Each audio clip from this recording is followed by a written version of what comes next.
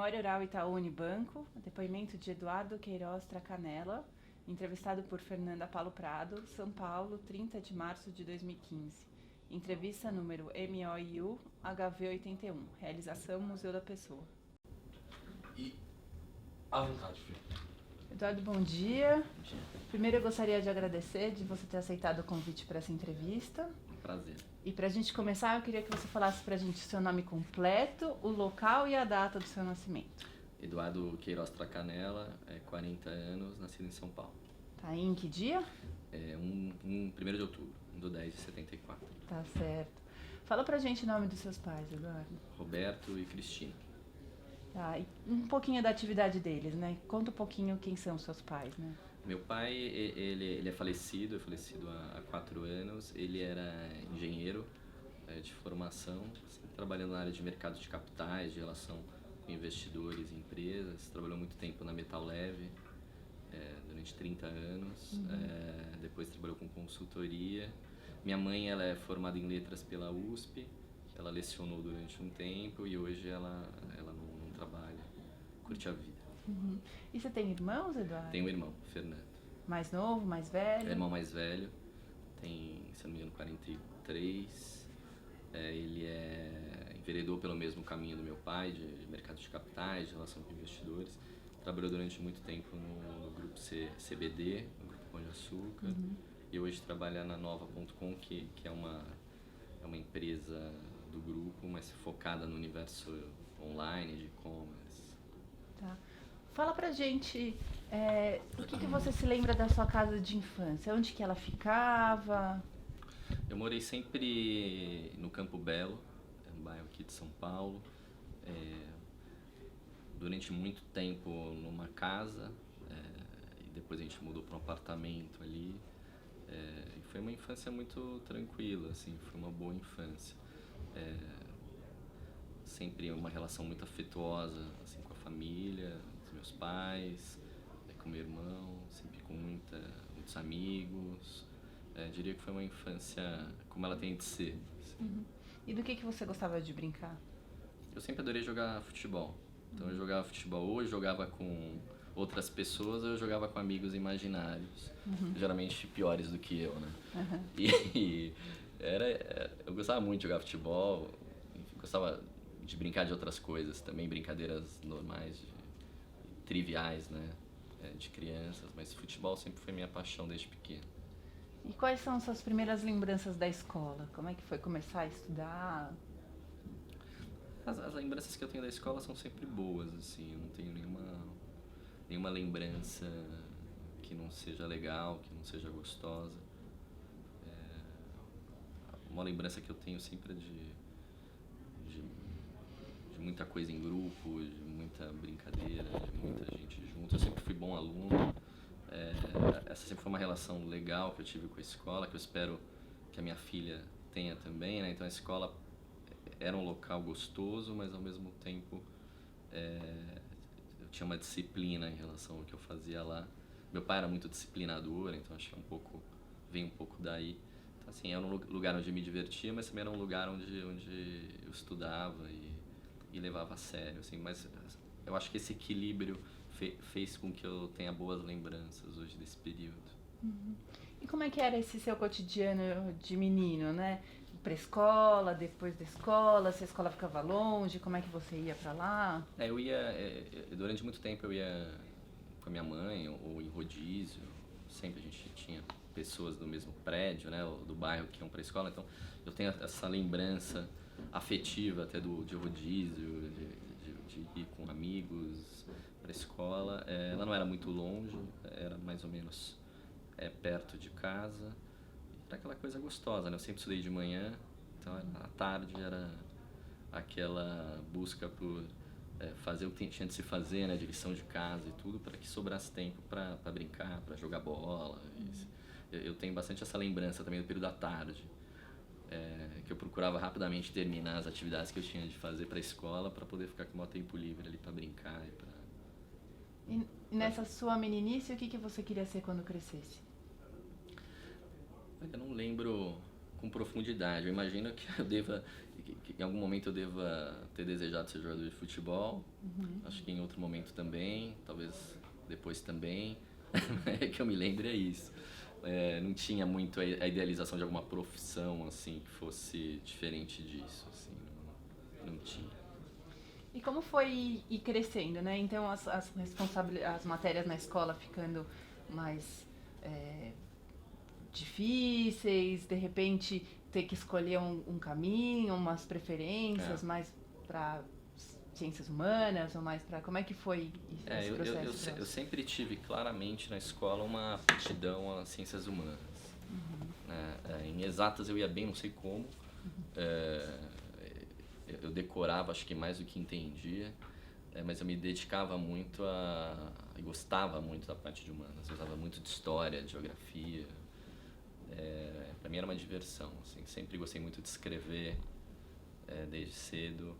Então é engraçado, quando eu penso na minha infância e quando eu penso na escola, claramente, de alguma forma, eu já me direcionava para o que eu faço hoje, né? Que é trabalhar com comunicação.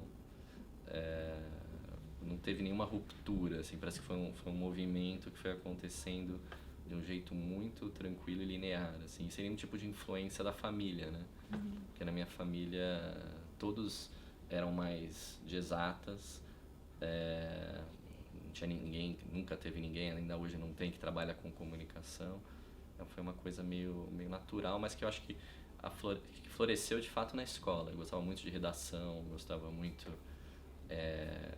de quando surgiam debates na aula sobre temas, gostava de fazer apresentação. Gostoso de ver quando a gente resgata essa história, que tem uma certa coerência. E nesse processo, nessa juventude, o que assim era diversão? O que costumava fazer aos domingos com um grupo de amigos? Eu sempre gostei muito de cinema, de shows, de viagens, assim, acho que isso sempre foi o que eu gostei de fazer, né? E de praticar esporte, né? Esporte sempre teve presente na minha vida, né? Desde pequeno até na época da faculdade. Nos dias de hoje, bem menos do que eu gostaria. Mas foi durante muito tempo, talvez, a minha principal pauta, extracurricular ou extra-trabalho. E como é que foi decidir o curso superior, né? Começar a faculdade, esse momento de transição? Então, na verdade, foi algo que foi natural. Eu gostava muito de humanas, eu gostava muito de escrever, eu gostava muito de comunicação, e me pareceu que dois cursos eram um caminho natural para isso. Um jornalismo e o outro propaganda. Jornalismo, de alguma forma, eu entendia um pouco melhor o que deveria ser, né? Propaganda muito menos, mas ali parecia que o gostar de escrever, gostar de ler, gostar de cinema, parecia que de alguma forma essas coisas se completavam e poderia ser um caminho legal. Eu acabei prestando tanto para jornalismo quanto para propaganda. Eu entrei em boas faculdades ao mesmo tempo para ambos os cursos. Aí chegou o momento de decidir, e aí foi feeling, né? Me pareceu que em propaganda eu usaria o que eu gosto de uma forma mais completa. Hoje eu digo em palestras muito sobre isso. Eu falo que um bom profissional de comunicação, um bom profissional de marca, de publicidade, ele tem como principal combustível o repertório, né? Então, assim, ele vai ser bom na medida que ele tiver um repertório que seja contemporâneo e que o tempo inteiro esteja se reciclando, né? Parecia que o curso de publicidade, lá atrás eu não tinha essa visão tão clara sobre isso, mas parecia que publicidade era um caminho onde tudo que eu gostava de fazer de alguma forma me transformaria num profissional melhor e eu conseguiria botar isso em prática de um jeito mais direto. Foi uma aposta e deu certo, né? Sou muito apaixonado pelo que eu faço. Talvez se me perguntasse lá atrás, quando eu era um menininho, né, o que eu gostaria de fazer, talvez eu dissesse que seria propaganda, seria cuidar de marcas, né? Se eu tivesse mínimo conhecimento sobre o que é isso, talvez eu lá atrás já verbalizasse isso. E conta pra gente como é que foi o período de faculdade, né? Ter contato com todo esse universo, começar a ver que todo esse repertório podia ser colocado em prática, né? Eu digo, quando eu penso no meu momento de faculdade, eu digo que ele foi fundamental do ponto de vista de sociabilização, enfim, de entender melhor esse universo, mas sobretudo eu faço sempre uma analogia, né? A faculdade de propaganda, de comunicação, como é que eu fiz, ela te instala tomadas. Eu brinco sempre dessa forma. Você não sai de lá sabendo exatamente o que você vai fazer, ela não te capacita tanto assim, porque a gente está falando de humanas, né? E o componente pessoal é absolutamente determinante, mas você sai com as tomadas ali que, conforme a sua carreira vai acontecendo, você vai tendo a oportunidade de ligar os pontos, ligar as tomadas e as coisas vão fazendo sentido. Né? Então eu acho que uma faculdade como a que eu fiz, ela te prepara muito mais do ponto de vista talvez pessoal e humano do que técnico, né? Assim, acho que até hoje é um pouco assim, é isso que eu falo para os meus estagiários, para os trainees, galera que está começando, né? Enfim, que a faculdade ela vai te dar uma base, mas que o componente pessoal, principalmente no que a gente faz, é absolutamente determinante. Então é um pouco esse sentimento que eu tenho, assim, de um período gostoso, de um período de vivência com a minha profissão e com o que eu faço hoje, mas de talvez se eu tivesse já ciência, né, do que eu viveria nos dias de hoje, talvez eu tivesse um outro tipo de aproveitamento, sabe, um outro tipo de vivência, né? Geralmente é assim, né? Mas é uma ótima lembrança, na verdade. Eu continuei ali, eu consegui juntar as duas coisas, né? Então eu praticava esportes pela atlética da faculdade, que é a SPM. Ao mesmo tempo eu fazia o que eu gostava, que era comunicação. Boa parte dos meus grandes amigos, até os dias de hoje, meus melhores amigos são dessa época, ainda estão hoje vivendo muito próximo de mim. E conta como é que foi o trabalho. No começo eu não tinha muita clareza do caminho a seguir.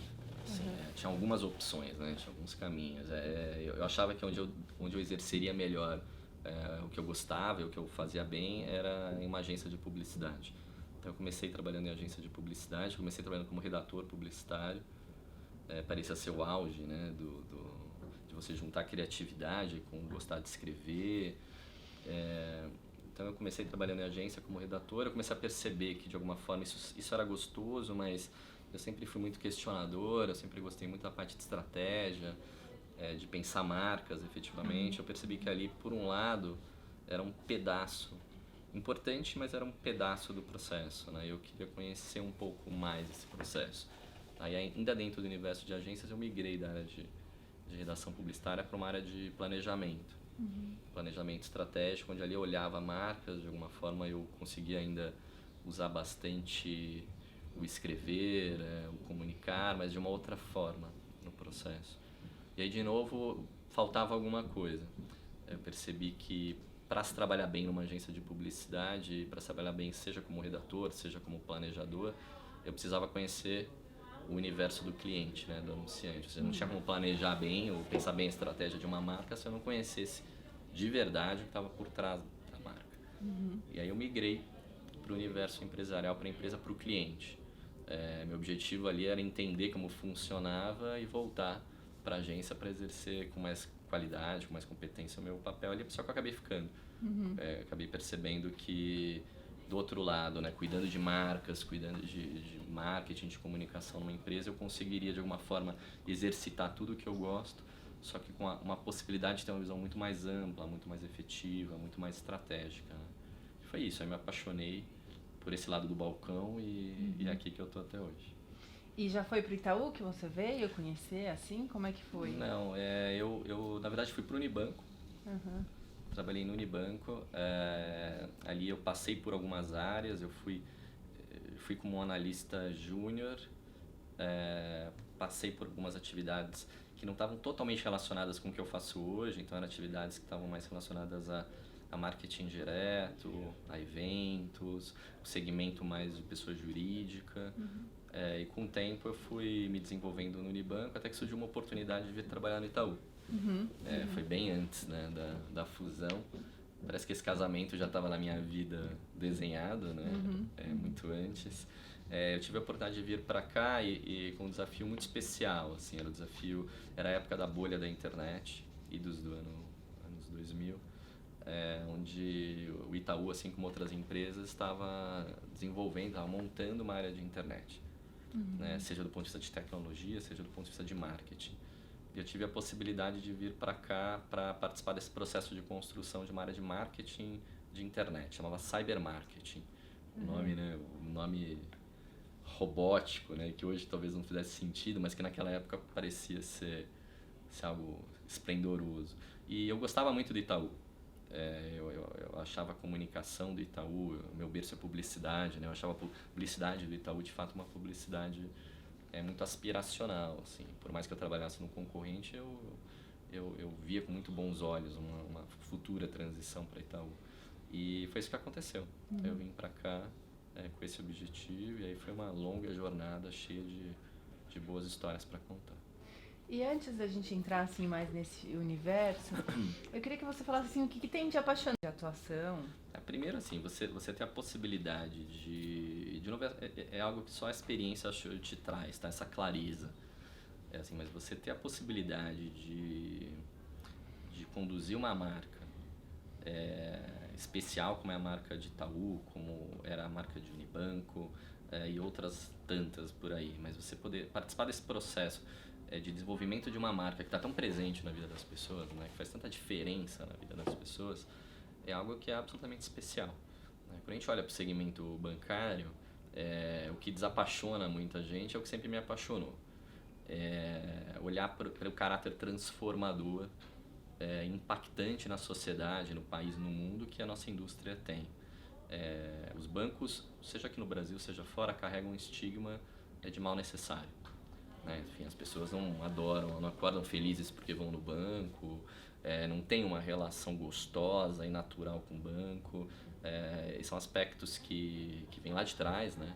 Quando você olha, quando os bancos surgiram, eles passaram a competir com as igrejas, né? As pessoas guardavam dinheiro nas igrejas, e desde então os bancos passaram a se rivalizar com as igrejas, e isso está no inconsciente coletivo, eles foram demonizados durante muito tempo.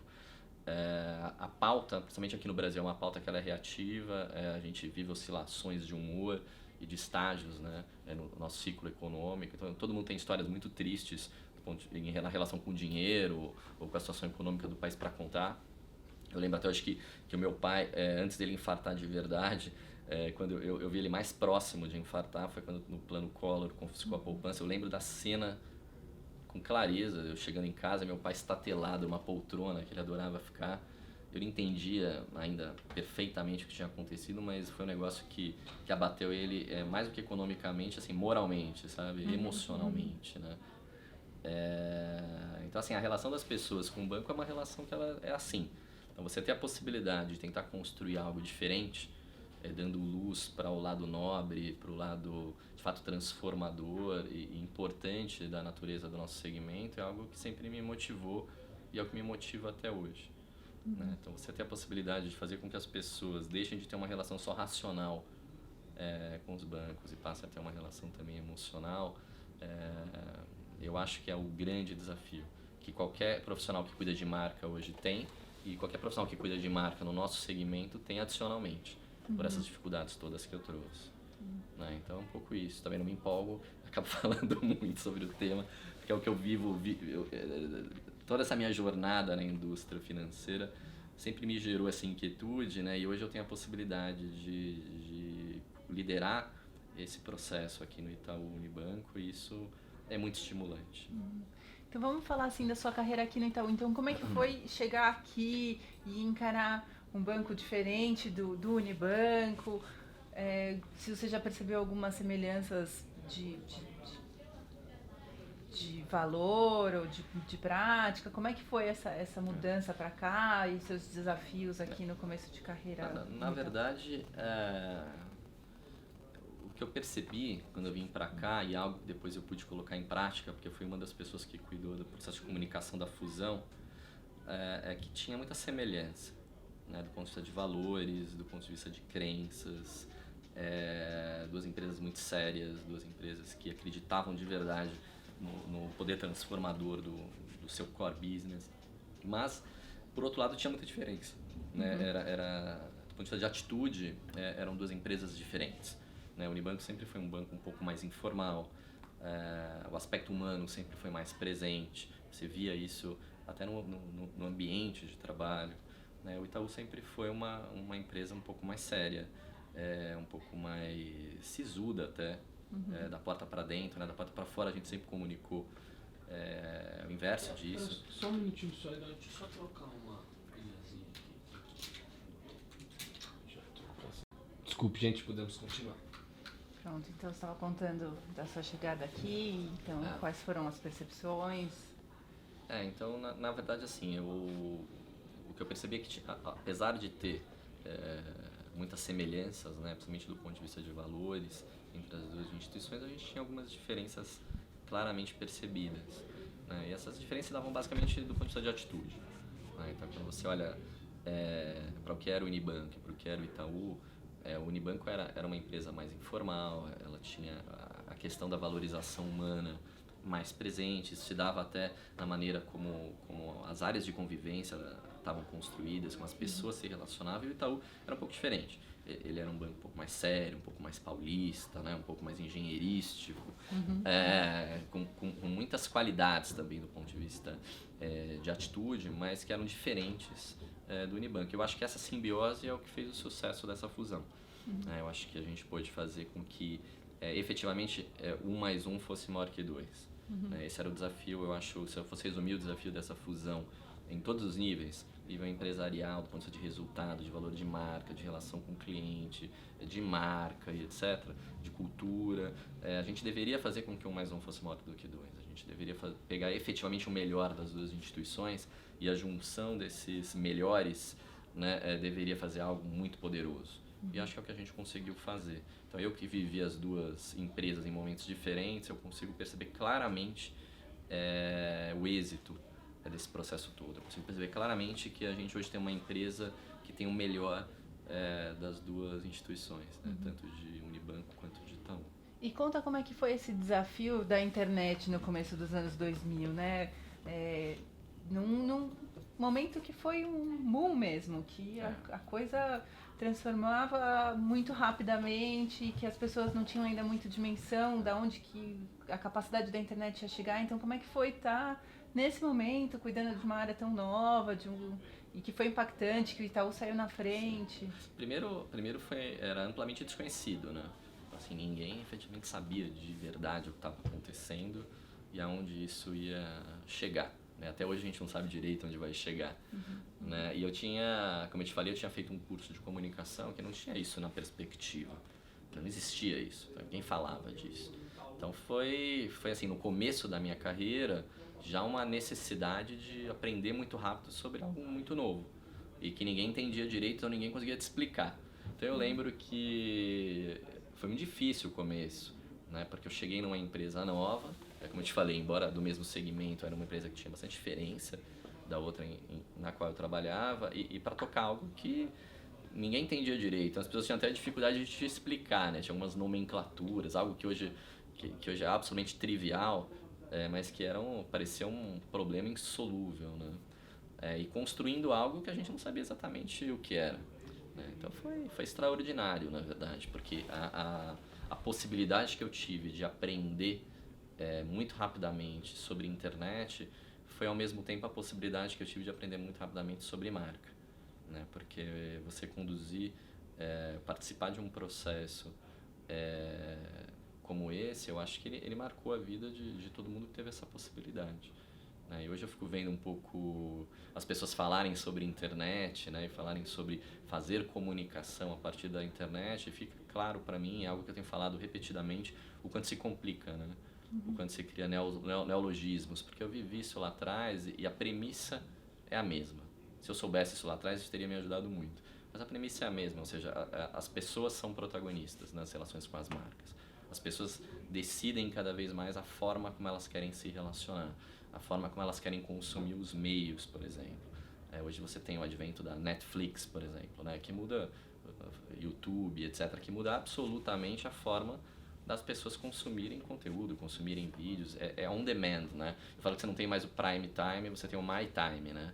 E a forma das marcas reagirem a isso e se relacionarem parte da mesma dificuldade quase insolúvel que a gente viveu no começo do surgimento da internet. Ou seja, o que fazer, né? O que fazer, entender o que as pessoas querem e precisam e fazer com que a marca se desenvolva a partir dessa premissa. Seja na internet, seja no rádio, seja no dia a dia na agência, não importa. A partir do momento que a gente tem na perspectiva que a gente constrói marcas, não para nós mesmos, né, e não de uma forma autocentrada, mas para que elas sirvam alguma coisa para as pessoas, as coisas vão ficando mais fáceis. Mas esse era o grande dilema, né, que eu vivi naquela época. Mas foi um processo muito legal, porque ele foi muito evolutivo. Como é uma área muito efervescente, eu acabei conseguindo crescer muito rápido dentro da organização, acho que até um pouco fora dos padrões, mas por conta desse delivery, que ele era ao mesmo tempo que desconhecido para todo mundo, as entregas eram muito rápidas, né? Surgiam sites o tempo inteiro, a possibilidade da gente construir comunicação, né? Surgiu o e-digital lá atrás, que foi um jeito da gente conseguir de alguma forma se apropriar, né, da internet. Então, assim, os deliveries em todas as dimensões eles eram tão rápidos que eu acho que foi uma alavanca absolutamente importante para o meu crescimento aqui dentro. Uhum. E como é que estão suas atividades hoje, né? Como é que estar à frente dessa área num momento como esse, né? Quais são suas atribuições, como que atividades? Hoje eu cuido da marca Itaú. Isso significa que a gente está olhando o tempo inteiro para ela e identificando onde estão as fortalezas e como é que a gente faz para que elas sejam cada vez mais diferenciadoras, né? Onde estão as oportunidades, as deficiências, as fraquezas, para que a gente atue sobre elas, né? E aí eu tenho algumas áreas que eu diria que são outputs para esse diagnóstico, que estão comigo também, o que é muito estimulante, né? Porque eu brinco que eu consigo defender, levantar e cortar, o que é muito legal para qualquer profissão e é muito legal para um cara de marketing como eu. Então eu tenho a parte também de propaganda institucional, então é tudo que vai para TV, para internet, para todas as mídias. Tem a parte de mídia, efetivamente, do banco. Ela é transversal, na verdade, então ela está na minha área, mas a gente centraliza todo tipo de relacionamento, de compra, de decisão sobre meios.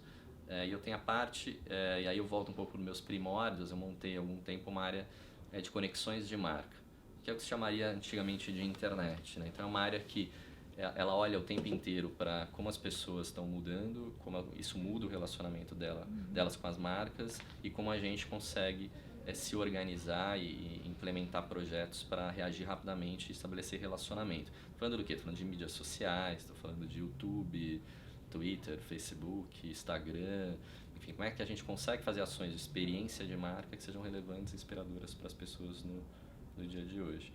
E eu acho que aqui, por cuidar dessa área, eu consigo ter uma realização pessoal e profissional ao mesmo tempo na hora certa. Uhum. Né? Eu tenho uma filha de 2 anos, né, que é a Maria. E acho que quando você tem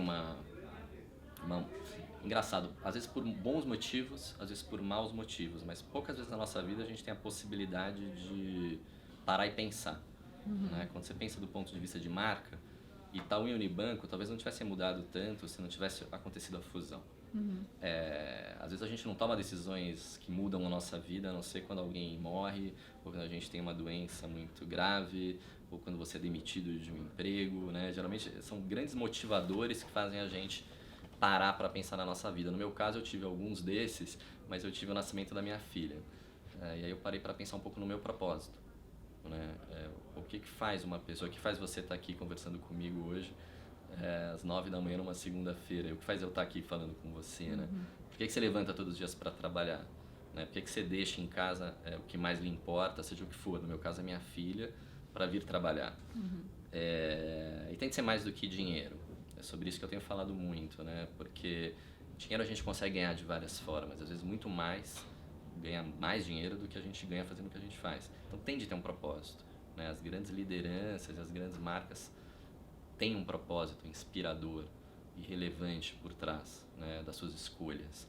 Eu estou dizendo tudo isso porque ao cuidar da marca do Itaú, eu pude começar a construir aqui dentro do banco uma outra dimensão dessa marca, de uma forma organizada, né, que é uma dimensão que está ligada não só ao nosso core business, mas relacionada ao propósito da marca, às atitudes dessa marca. O Itaú acredita que é possível, na verdade o propósito do Itaú é transformar o mundo das pessoas para melhor. E a gente acredita que a gente faz isso naturalmente, está intrínseco ao nosso core business, mas que a gente faz também quando a gente incentiva as pessoas a terem acesso à educação, à cultura, ao esporte e à mobilidade urbana. Então, nesse momento da minha carreira, surgem projetos como o bike sharing, né, onde você tem bicicletas espalhadas pelas grandes capitais, incentivando as pessoas a se movimentarem de um outro jeito. Surge projeto como Leia para uma Criança, a gente incentiva pessoas a lerem para crianças de 0 a 5 anos. E cuidar dessa outra dimensão da marca. Nesse momento da minha vida, onde eu estou em busca de propósito e de fazer coisas que de fato sejam relevantes, me deixa muito feliz, me deixa muito satisfeito. Então eu digo que a minha história com o Itaú, ela foi sempre eu fui sempre me conectando com o banco, tendo meu cordão umbilical cuidado e fortalecido, também por uma série de circunstâncias que aconteceram na minha carreira e na história do banco. Então hoje a gente vive muito forte essa agenda, né, de trazer esse lado mais humano da marca do Itaú, e é justo o momento onde eu acho que eu estou mais tecnicamente pronto e pessoalmente pedindo por isso. E conta pra gente, assim, por cuidar dessa área de marca, qual que é uma propaganda ou um momento, assim, de exposição do Itaú que marcou mais, que você tem aí como um momento especial, que deu uma discussão ou que deu uma repercussão mais bacana? A gente viveu agora, há muito pouco tempo, a possibilidade de cuidar da marca do Itaú na Copa do Mundo. Eu diria que foi, para todo o time envolvido, foi um momento de divisor de águas nas nossas carreiras. Por quê? Porque o Itaú ele era patrocinador da Copa do Mundo, um patrocinador local, e patrocinador da seleção brasileira.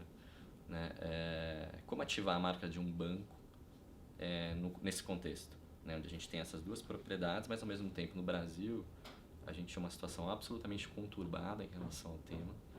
A nossa seleção não inspirando confiança em ninguém, ou seja, nas duas pontas a gente ao mesmo tempo feliz por estar patrocinando a Copa, mas as pessoas, muitas delas insatisfeitas com a Copa no Brasil. A gente patrocinando a seleção e as pessoas morrendo de dúvidas, A seleção não estava performando de um jeito legal. Como fazer isso? E ainda tendo um outro dificultômetro, sendo a marca de um banco. Ou seja, as pessoas não dirigem Itaú, as pessoas não bebem na arquibancada uma cerveja Itaú, a bola que rola na Copa não é Itaú. Nossa, como é que um banco entra nesse contexto? Então eram muitas dificuldades pra gente. E uma outra era uma competição até desleal, ou seja, ao mesmo tempo a gente competindo com marcas que sim, se bebe na arquibancada, que se dirige, que se rola dentro do campo, e marcas com uma estatura de patrocínio muito superior à nossa, ou seja, com muito mais exposição na Copa. O Itaú estava no terceiro layer de patrocínio, e muitas dessas marcas com muita experiência nesse tipo de evento e com muito mais aderência a esse tipo de evento nos primeiros layers. Então foi um desafio incrível pra gente. E o resultado foi mais incrível ainda. A gente conseguiu, o Itaú rivalizou com Coca-Cola. Em boa parte das mensurações a gente ficou à frente de Coca. Em algumas a gente ficou em segundo lugar. A gente conseguiu ter a música da Copa. Conseguiu ser uma marca, a gente conseguiu índices de favorabilidade em relação à nossa marca espetaculares. Então, assim, foi uma experiência incrível de superação, até a gente olhar para todas essas dificuldades, estabelecer um norte, uma ambição comum, um propósito comum e conseguir fazer esse evento acontecer. Então, eu diria que esse foi um marco para mim, aqui no Itaú, e acho que foi um marco para todas as pessoas que participaram. E qual é a Copa agora aqui? Eu acho que o meu principal desafio aqui é ser locomotiva nesse processo de conduzir a marca Itaú a um patamar de uma love brand, ou seja, de uma marca amada pelas pessoas, uma marca onde as pessoas estabelecem uma relação não só para aspectos racionais, emocionais, Eu digo que a lealdade é além da razão, Eu acho que a gente tem a possibilidade de fazer isso. A gente tem a possibilidade de construir a plataforma do Isso Muda o Mundo, dando mais significado para ela, fazendo ela estar mais presente na vida das pessoas. A gente tem uma possibilidade enorme de fazer com que a marca Itaú se posicione de uma forma muito diferente, especial, num momento e num contexto tão difícil para as marcas. As pessoas exigem que as marcas tenham mais significado. Hoje as pessoas não consomem marcas só porque são marcas do ponto de vista racional e de features, marcas espetaculares. As pessoas não compram um iPhone. Muitas vezes a pessoa... É engraçado, tem algumas relações das pessoas com as marcas que a gente vive no dia a dia. O iPhone, a bateria dura bem menos do que o do Galaxy. O que faz uma pessoa, sabendo disso e para qual a bateria é tão importante, porque ela fica chateada toda vez que ela termina no meio do dia, não trocar o iPhone por um Galaxy. O que faz uma pessoa escolher, uma pessoa que não é um esportista de alta performance, né, escolher um Nike ao detrimento de outra marca? Se é quase commodity, é tênis. Você não é um especialista, os tênis são bons, vai botar umas 3, 4 marcas, o que ela escolhe? Né? O mesmo processo vai se dar com todas as marcas de todos os segmentos. As pessoas vão querer significado. Né? Ao comprar essa marca, ela me confere algo que outra marca não me conferia. Ela me dá um status, ela contribui para a minha identidade. Né? E quando você pensa no nosso segmento, né, que é um segmento, de novo, que carrega um passivo de relação tão difícil, frio, né, quase mal necessário com as pessoas, vai ser determinante. Então, assim, na medida que todos os bancos tiverem bom atendimento, bons produtos, que são quase commodities, bom serviço, boa tecnologia, etc., que não tiverem diferenças racionais tão gritantes, o que vai fazer uma pessoa escolher o Itaú ao invés de escolher um outro banco? Então, eu acho que esse é um desafio de quem cuida da marca do banco. Por quê? Porque isso vira negócio. O que a gente começa a perceber é que isso, no bottom line, faz com que a relação do cliente com o banco seja maior. A gente, essa não é uma conversa poética, é uma conversa mercadológica. Ou seja, o que vai fazer a gente continuar ganhando dinheiro, ter bons resultados e ter uma performance sustentável? também construir esse tipo de relação com as pessoas. É isso que me move hoje e esse é o meu grande desafio. E aí você falou bastante desse olhar para fora, como é que é liderar uma equipe, então motivar umas pessoas, tanto estagiário, trainee, ou pessoas que já estão um pouco mais tempo na casa. Assim, eu acredito, o Roberto até escreveu isso numa entrevista há pouco tempo, na época, e eu que vivo há tanto tempo no Itaú sei que isso é verdade, porque ele é exatamente assim, enfim, lidera-se pelo exemplo. Ponto. Acho que essa é a primeira premissa. A outra é que eu acho que cada vez mais fica mais claro para os líderes o papel deles, efetivamente. Eu digo muito que o líder precisa entender que ele precisa servir. O líder existe para servir as pessoas, para servir a sua equipe. Por que eu digo isso? Porque assim como as pessoas não vão mais escolher uma marca necessariamente por questões racionais, elas não vão deixar ser lideradas também só por aspectos racionais. Você precisa construir um propósito comum, você precisa construir, mais do que você dizer o que precisa ser feito, né? Você precisa inspirar o que precisa ser feito, né? Eu acho que esse é o grande desafio. Eu acho que as marcas têm esse desafio, mas os líderes têm esse desafio. Né? As pessoas vão se conectar cada vez mais pelo seu propósito, pelo porquê você faz as coisas, não só mais pelo que precisa ser feito. Então eu acho que esse é o desafio de uma liderança, seja no segmento político, seja numa empresa. Né? Ou seja, as pessoas não compram mais planos de projetos, a conversa não é mais racional. As pessoas compram uma causa. O Obama foi eleito assim, a Dilma foi eleita assim aqui no Brasil. As pessoas compram uma causa, é um ideal, é algo que elas acreditam. Né? Então eu acho que essa é a conversa para uma liderança e a conversa para uma marca daqui para frente. É isso que eu acredito e é isso que eu procuro fazer.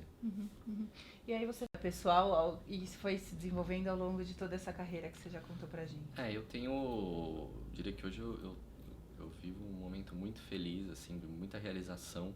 Eu sempre quis ter uma família grande, ela ainda não é grande, a minha nunca foi grande, talvez por isso que eu queira ter, né, uma família grande. Eu sempre quis construir isso de alguma forma. Eu estou há 4 anos casado com a Luciana, é a mulher da minha vida, aquela coisa que acontece quando você menos espera, né? E talvez essas sejam as que dão certo de verdade, né? E a gente tem a Maria tem 2 anos e 3 meses, e é a grande paixão da minha vida, é a grande alegria. Eu diria que a Lu e a Maria são o que me faz feliz, o que me move. O meu propósito de vida está sempre muito ligado a partir do que eu faço, construir um mundo mais legal e melhor para elas. É isso que me mexe comigo e que me faz todos os dias. E o que você gosta de fazer com elas? Eu sou super caseiro, assim.